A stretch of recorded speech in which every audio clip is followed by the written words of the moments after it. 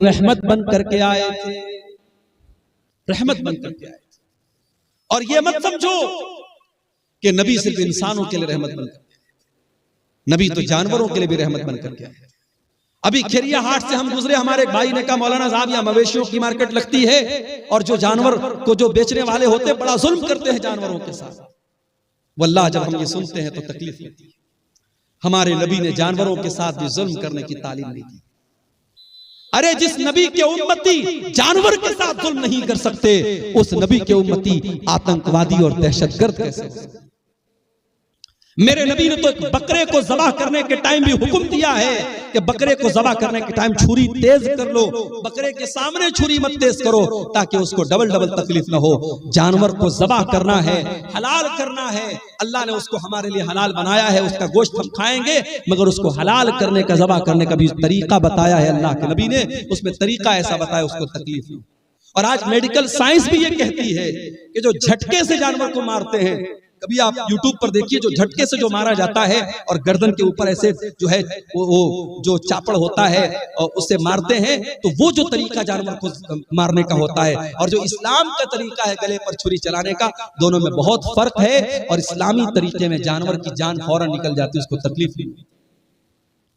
जानवरों के साथ भी अल्लाह के नबी ने रहम का बर्ताव करने का।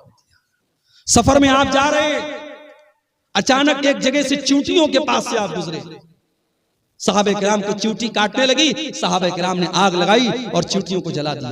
अल्लाह के नबी को पता चला, अपने सहाबा को डांटा और आपने कहा कान खोल करके सुन लो, आग का अजाब आग का रब ही दे सकता है, आग का अजाब कोई और नहीं दे सकता। चींटी को भी जलाने का आपको अधिकार नहीं है, चींटी को जला नहीं सकते। उसी सफर में अल्लाह के नबी जा रहे थे, एक सहाबी ने एक लाल चिड़िया के बच्चों को ले लिया और लाल चिड़िया जब अपने घोंसले में आई, बच्चों को नहीं देखा, फड़फड़ाने लगी। अल्लाह के नबी की नजर चिड़िया के ऊपर पड़ी। आपने कहा इसके बच्चे को किसने छीना है? एक सहाबी ने कहा अल्लाह के नबी मैंने छीना है। आपने फरमाया जाओ उसके बच्चों को लौटा दो। एक चिड़िया को उसके बच्चे से जुदा करने की तालीम मोहम्मद रसूलुल्लाह ने नहीं दी है। जो एक चिड़िया को उसके बच्चों से दूर करने की तालीम नहीं दे सकते हैं, वो किसी माँ से उसके बच्चे को दूर करने की तालीम कैसे दे सकते हैं? अल्लाह के नबी फरमाते हैं, एक औरत ने बिल्ली को पकड़ा और बिल्ली को बांध दिया, कैद कर दिया, न खाने को देती थी न पीने को देती थी, यहां तक कि बिल्ली मर गई। अल्लाह के नबी फरमाते वो बुढ़िया जहन्नम में जाएगी। एक बिल्ली को बेवजह मारने की वजह से वो जहन्नम में जाएगी। दूसरी हदीस में अल्लाह के नबी फरमाते हैं, एक फाहिशा औरत ने, एक बदचलन औरत ने, जब वो कुएं से पानी निकाल रही थी, एक कुत्ता प्यास से मर रहा था, उसने अपने चमड़े के मोजे में पानी निकाला और कुत्ते को पिला दिया। उसके इस अमल की वजह से अल्लाह ताला ने उस फाहिशा औरत को बख्श दिया, उसको माफ कर दिया। ये मेरे नबी की रहमत है। जानवरों के साथ भी अच्छा सलूक करने की आपने तालीम। और जानवर ही नहीं, मेरे नबी तो बेजान चीजों के लिए भी रहमत बन करके आए। वो हदीस आपने सुनी होगी, अल्लाह के नबी खजूर के तने पर खड़े होकर खुतबा देते थे। एक औरत की नजर पड़ी, उसने देखा अल्लाह के नबी खजूर के तने पर खड़े होकर खुतबा देते हैं।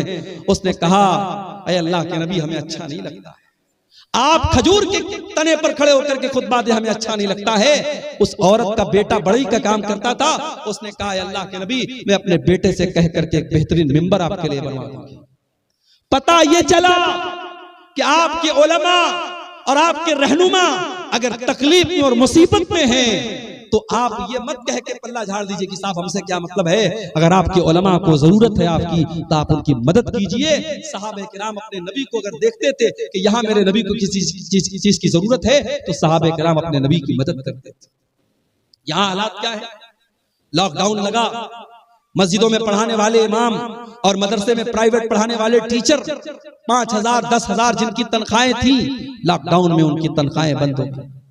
मस्जिद की कमेटी ने कह दिया मौलवी साहब हमारे पास पैसा नहीं है, मदरसे वालों ने कह दिया हमारे पास बजट नहीं है। कितने मदरसे में पढ़ाने वाले मौलवियों को मैं जानता हूं, उन्होंने कर्जे ले लेकर के लॉकडाउन का टाइम गुजारा। कितने मस्जिदों के इमाम को मैं जानता हूं, उन्होंने लोगों के सामने हाथ फैला करके अपना काम चलाया मेरे। और आज जब लॉकडाउन खत्म हो गया और जिंदगी नॉर्मल हो गई, उन्हीं मौलवियों ने और उन्हीं इमामों ने ये तय कर लिया कि आज के बाद हम मदरसे में नहीं पढ़ाएंगे, हम की कोई छोटी मोटी दुकान कर लेंगे, कोई छोटा मोटा बिजनेस कर लेंगे, कोई कारोबार कर लेंगे, मगर हम ये गुलामी की जिंदगी नहीं गुजारेंगे, ये गुलामी की जिंदगी नहीं। मेरे भाइयों, अपने इमामों का, अपने उलमा का ख्याल रखें। नबी के दौर में अल्लाह के नबी लकड़ी के तने पर खड़े होकर खुतबा दे रहे हैं। औरत देखती है, कहती है अल्लाह के नबी हमसे देखा नहीं जाता है, मेरा बेटा बढ़ई का काम करता है, मैं मिंबर ला करके तैयार करके आपको दे दूंगी। अगला जुमा आया, खुतबे जुमा के लिए अल्लाह के नबी मस्जिद में आए, देखा मिंबर आके रखा हुआ है और खजूर का तना कोने में पड़ा हुआ है। अल्लाह के प्यारे नबी मिंबर के ऊपर चढ़े, खुतबा देने लगे।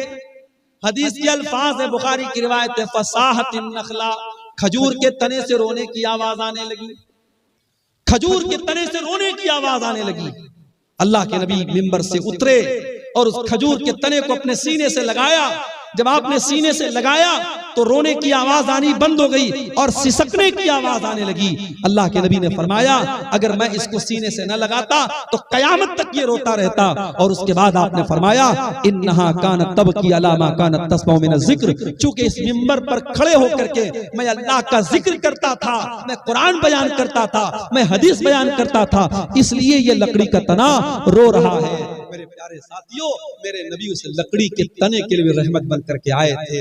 हम और आप इतने बड़े बदनसीब हैं कि आज उस नबी, जो नबी जिस नबी से लकड़ी का तना भी मोहब्बत करता था, हम इतने बड़े बदनसीब हैं कि उस नबी से का नाम तो हम लेते हैं, उस नबी से मोहब्बत का दम तो भरते हैं, मगर उस नबी की सुन्नतों से हम पीछे हैं, उस नबी के तरीके से हम पीछे हैं। न हमारी शादी ब्याह उस नबी के तरीके के मुताबिक है, न हमारा लेन देन उस नबी के तरीके के मुताबिक है, न हमारा अखलाक उस नबी के तरीके के मुताबिक है। हमारा नौजवान तो नौजवान 60 साल के बूढ़े जब सैलून में जाते हैं और सैलून में जाकर के अपनी दाढ़ी को मुड़ाते हैं और क्लीन शेव होते हैं, उन्हें शर्म आनी चाहिए, उन्हें गैरत आनी चाहिए और उन्हें सोचना चाहिए कि उनके नबी ने कहा था कि दाढ़ी को छोड़ दो, उनके नबी ने मना किया था कि दाढ़ी को मत छेड़ो, दाढ़ी को मत काटो, दाढ़ी को मत मूड़ो। जिस नबी ने दाढ़ी को छोड़ने का हुक्म दिया था, आज उस नबी के उम्मती सैलून में जाकर के दाढ़ी साफ करवा रहे हैं। जिस नबी ने सारी जिंदगी पाक दामनी की जिंदगी गुजारी थी, जो नबी इतने हयादार थे कि अल्लाह के नबी के बारे में सहाबा कहते हैं कि कुंवारी लड़की से भी ज्यादा आप शर्मीले थे।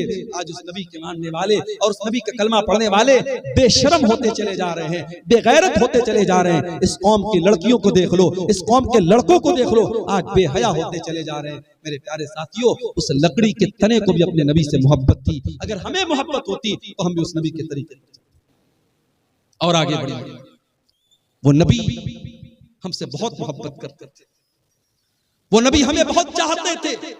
अल्लाह ने कुरान में फरमाया लक़द जाअकुम रसूलुम मिन अनफुसिकुम अज़ीज़ुन अलैहि मा अनित्तुम हरीसुन अलैकुम बिल मुमिनीना रऊफुर रहीम। ऐ मुसलमानों,